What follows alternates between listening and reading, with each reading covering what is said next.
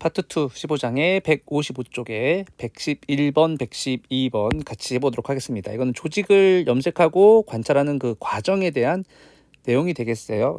111번이 이제 조직을 관찰하는 기본 과정이 되는데요.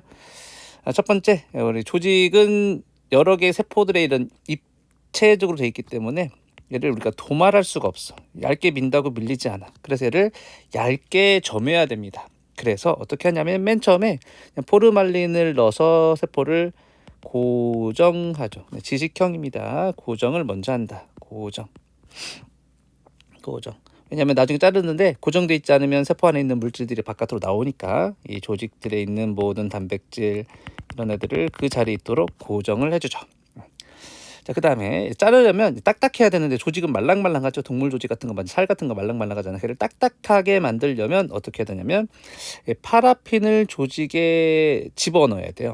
파라핀, 이 조직 안으로 파라핀을 쭉 집어넣어야 되는데 이 파라핀은 소수성이란 말이야. 소수성이라서 그냥 들어가지 않아. 그래서 원래 생물들이 가지고 있는 물을 빼줘야 돼. 그를 이제 알코올을 이용해서 합니다. 탈수 과정.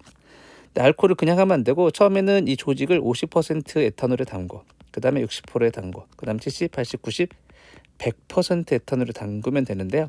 여러분들 알코올 뿌려보면 뭔가 수분이 날아가는 느낌이 들죠? 알코올은 물을 뺏어가는 역할을 해서 나아 과정에서 물을 빼서 조직이 막 쪼그라들어 있겠죠. 물이 다 빠져 있겠죠. 그 안에다가 소수성 용매인 자일렌을 침투시키는 겁니다. 자일렌 용물을 담궈 놓으면 그 안으로 자일렌 용액이 들어가요. 이걸 우리가 투명화 과정이라고 해. 실제 조직으로 자일렌이 들어가면 조직이 좀 투명해 보이거든요. 그래서 C 과정을 투명화 과정이라고 해. 이게 목적이 아니라 이제 소수성 용매로 채워져 있으니까 파라핀은 우리 양초죠. 양초. 평상시에는 고체니까 58도에서 60도로 하면 액체 상태로 바뀌어 있는 데다가 얘를 집어넣으면 파라핀이 알아서 조직으로 들어갑니다. 그 다음에 바깥으로 꺼내기 전에 뭔가 이 조직에 넣을 때 네모나게 생긴 통 안에다가 조직을 집어넣으면 이 조직이 그 파라핀 블락 안에 들어가죠. 이거를 우리가 인베딩 한다, 포매한다라고 해요. 포매를 시킨 다음에 그 네모나게 생긴 통을 꺼내가지고 식힌 다음에 그 통을 벗겨버리면 이 파라핀 양초와 그 안에 들어있는 조직이 덩어리로 관찰되는데 이걸 우리가 파라핀 블락이라고 합니다. 이거에 대한 글로 된 내용은 우리 썸머리 174쪽에 있어요. 174쪽 참고하시면 됩니다. 고정하고 탈수하고 투명하게 해서 자일렌 한 다음에 파라핀 침투해서 블록을 만들어서 그 다음에 얘를 얇게 점이는 걸 우리가 박절한다라고 합니다. 박절, 섹셔닝이라고 하는데 얇게 만드는 걸 섹셔닝이라고 해. 파라핀 블락을 어떤 기계에 넣어가지고 얇게 점이는 거예요. 그러면 얘가 얇은, 사실 되게 두껍게 그런 실제로는 엄청 얇은 넓적한 이런 애로 잘라지겠죠. 이걸 우리가 섹셔닝한다, 박절한다 라고 합니다. 그 중에 하나를 슬라이드 글라스 위에 올리게 돼요. 제가 지금 그리는 건 유리, 슬라이드 글라스 에다가 박절한 조직, 얇은 조직을 위에다 이렇게 올려놔. 이렇게 하면 우리가 절편을 준비했다라고 하고요. 그 옆에 있는 112번은 바로 조직 슬라이드를 준비했다가 이 슬라이드 글라스에다가 조직 1 혹은 2 조직 1 혹은 2를 준비했다 이겁니다. 여기서 끝이 난 게 아니라 여기서 다시 이걸 이제 관찰을 하려면 염색을 해야 돼요. 우리가 좀 고정은 했죠. 고정은 했고 얇게 만들었잖아. 그럼 여기까지 하면은 지금 고정한 거고 얇게 도말한 거나 마찬가지입니다. 그래서 우리 그 다음 과정에 염색하고 걔를 관찰하면 되겠죠. 그래서 위의 과정 A는 고정이었고 B는 탈수였고 C는 투명화 과정이었죠. 그래서 답은 5번이 되겠습니다. 자, 그때 이제 염색을 하려면 또 다시 이때 파라핀을 빼야 되기 때문에 자일렌으로 파라핀을 제거한 다음에 그 다음에 다시 물을 집어넣습니다. 함수, 하이드레이션.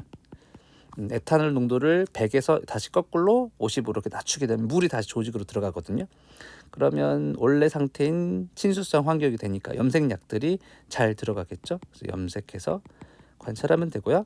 그다음에 염색도 2번 하고 싶으면 염색한 다음에 와쉬를 한 다음에 다시 한번 염색할 수도 있어요. 이걸 대조 염색이라고 하죠.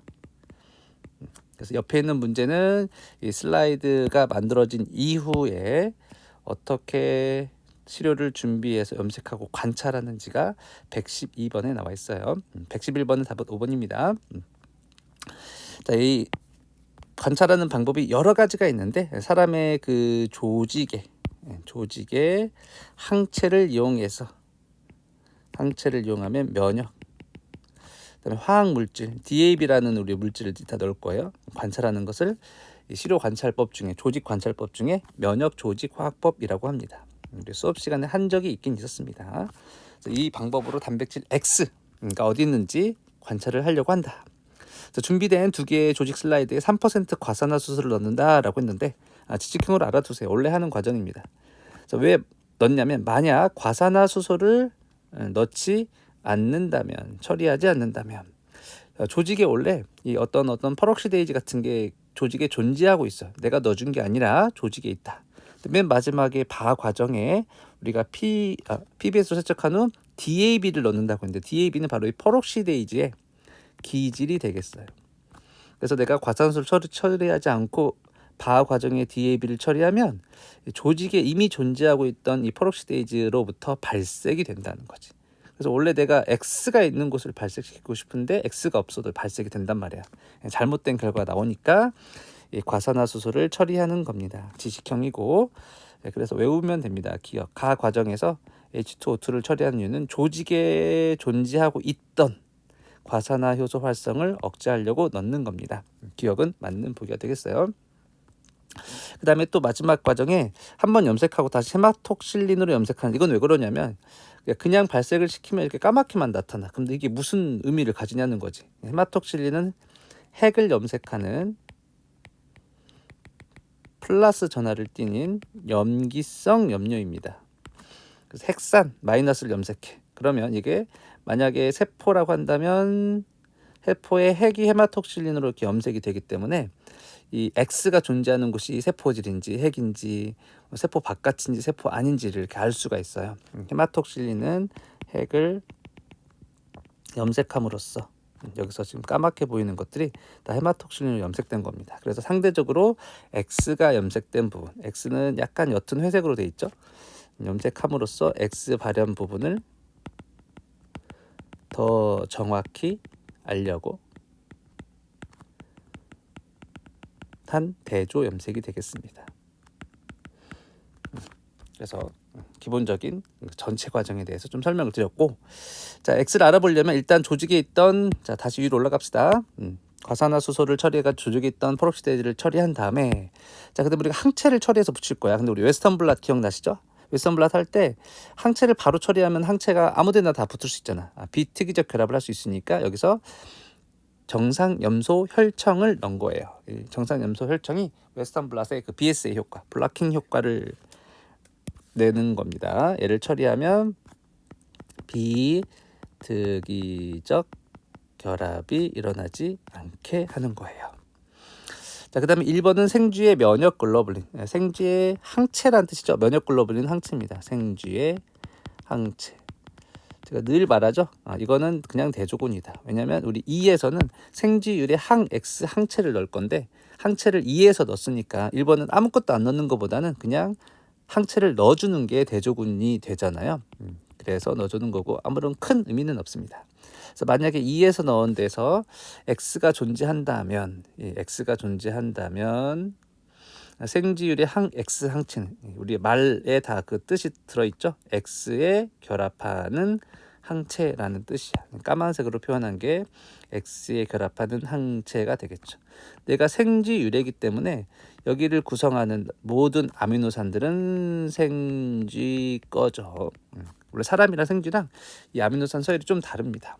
얘를 결합시킨 다음에 결합하지 않은 것은 씻어내고 A랑 뭔가 반응을 시켰어. 그러면 제가 아직 A를 모르니까 A를 이렇게 표시를 한 거야. A. 그 다음에 다시 붙지 않은 A를 다시 씻어낸 다음에 과산화 요소가 부착된 스텝타비딘을 20분간 반응시킨다. 이거 외우라고 했죠.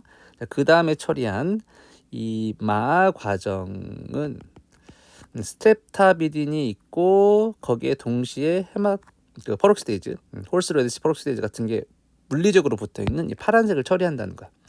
그 다음에 퍼럭시데이즈의 기질인 DAB를 처리한다고 했으니까 이 퍼럭시데이즈가 있다고 했으니까 DAB를 처리하면 발색이 되겠지. 그럼 내가 원하는 건 X를 찾고 싶은 거니까 X가 있는 곳에서 발색이 되려면 A는 이 둘을 연결시킬 수 있는 구조물이어야 되겠죠.